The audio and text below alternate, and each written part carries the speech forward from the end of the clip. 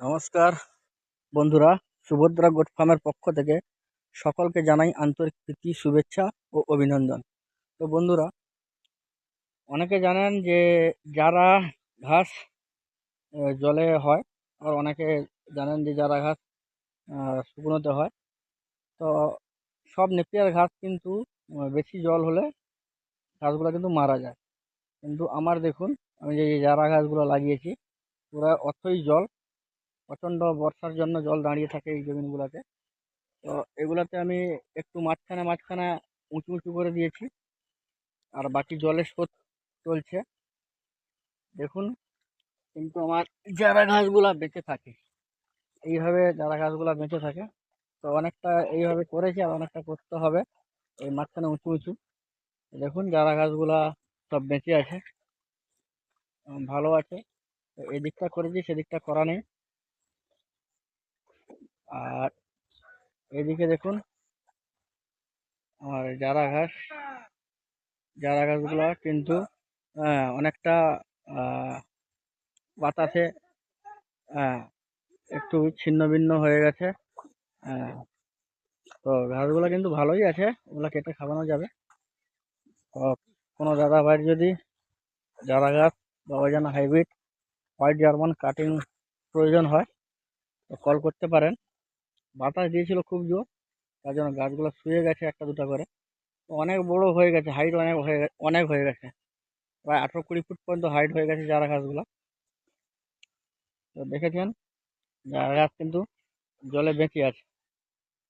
তো এরকম জল দাঁড়িয়ে থাকবে পুরো বর্ষাকালটাই এখানে। তো জল দাঁড়িয়ে থাকলেও সেরকম কোনো অসুবিধা নেই, আমার ঘাসগুলো ঠিকই থাকবে। তো একটাই অসুবিধা, যেখানে জল বেশি জমা থাকে,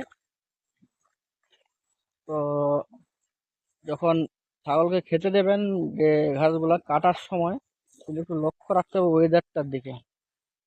ওয়েদারটার দিকে বিশেষ করে নজর দিতে হবে আপনাদের। তার কারণটা হচ্ছে, এই যে ধরো ঘাসটা কেটেছি আমি এইখানে, এটা কিন্তু আমার উঁচু জায়গা, এটা মাটি পুড়িয়ে উঁচু করা ছিল।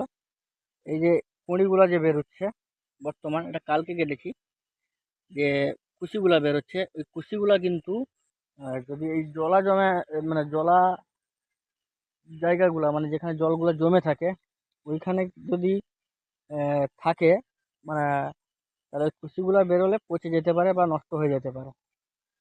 কিন্তু বড় হয়ে গেলে ঘাস কিন্তু ওগুলা মরবে না। তার জন্য এমন টাইম দেখে কাটতে হবে, সে সময় যাতে একটু প্রচুর বৃষ্টিটা না হয়। হ্যাঁ, লক্ষ্য রাখতে হবে, কারণ প্রচুর বৃষ্টি হলে জল দাঁড়িয়ে যাবে অনেকদিন, তখন পচে যাবে।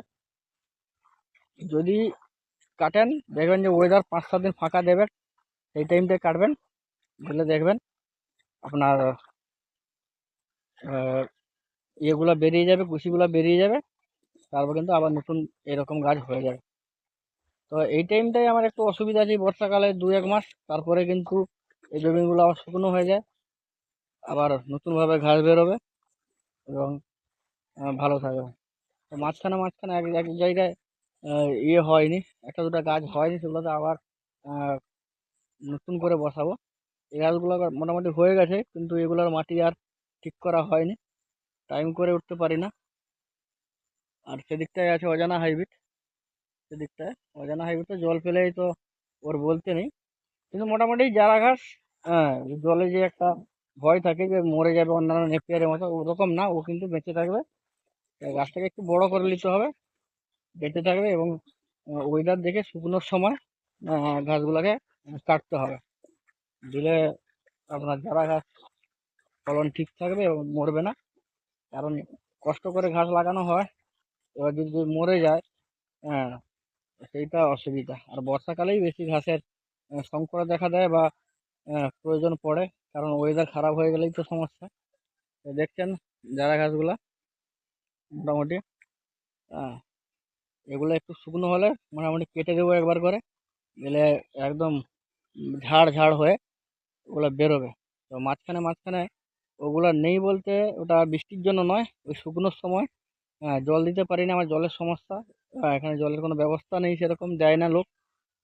তো সেই জন্য শুকনোর সময়, খরার সময় প্রচণ্ড যে রোদটা হয়েছিল, যে সময় ওই 47-46 টেম্পারেচার উঠে গেছিলো ওই সময়, না জল দেওয়ার জন্য জল দিতে পারিনি, আর এতগুলা গাছকে বালতি বালতি করে জল বয়ে দেওয়া প্রায় সম্ভব নয়।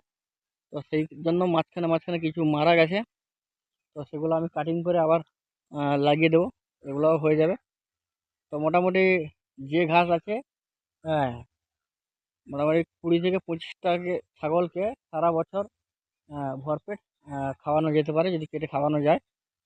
তো কোনো দাদা ভাইয়ের যদি চারা ঘাসের কাটিং বা অজানা হাইব্রিড বা আপনার CO CN4 আর হোয়াইট জার্মান যদি কাটিং লাগে বা প্রয়োজন হয়, তো যোগাযোগ করতে পারেন আমার এই হোয়াটসঅ্যাপ নাম্বারে বা এই ফোন নাম্বারটা যেটা দেওয়া থাকে আমার ভিডিওতে, ওই নাম্বারে যোগাযোগ করতে পারেন। যতটা সম্ভব আপনাদের জন্য কম দামে আহ, দিয়ে দেব। আর ব্যাপার হচ্ছে, যদি আপনারা কুরিয়ার মাধ্যমে নিতে চান, হ্যাঁ, কুরিয়ারের মাধ্যমে সারা ভারতবর্ষ কেন সারা পশ্চিমবাংলা হ্যাঁ পাঠানো যায়, পাঠাইও। তো ঘাস ব্যবসা আমার মূল ব্যবসা নয় যদিও, তবে কাটিং অনেক বেরোবে, দাদা ভাইরা যোগাযোগ করতে পারেন, কাছাকাছি লোক যোগাযোগ করেন নেন। তো যেসব দাদা ভাই আমার কাছ থেকে ঘাসের কাটিং নিয়েছেন তারা বলবেন যে কতটা কাটিং ভালো। ডবল বিটের কাটিং আমি দিই, একদম নরম কাটিং বা খারাপ কাটিং আমি দিই না। মোটামুটি আহ, লোক যিনি ঘাস নেবেন উনি যাতে লসে না পড়েন বা সর্বশান্ত না হন, সেই চেষ্টাই করি। তো সবাইকে বলবো সুভদ্রা গোট ফার্মের পক্ষ থেকে অসংখ্য ধন্যবাদ এবং শুভেচ্ছা। তুঁত গাছের কাটিংগুলোও হয়েছে। তো আজকে ভিডিও এই পর্যন্ত, পরবর্তী ভিডিওতে দেখা হবে আপনাদের সঙ্গে আবার।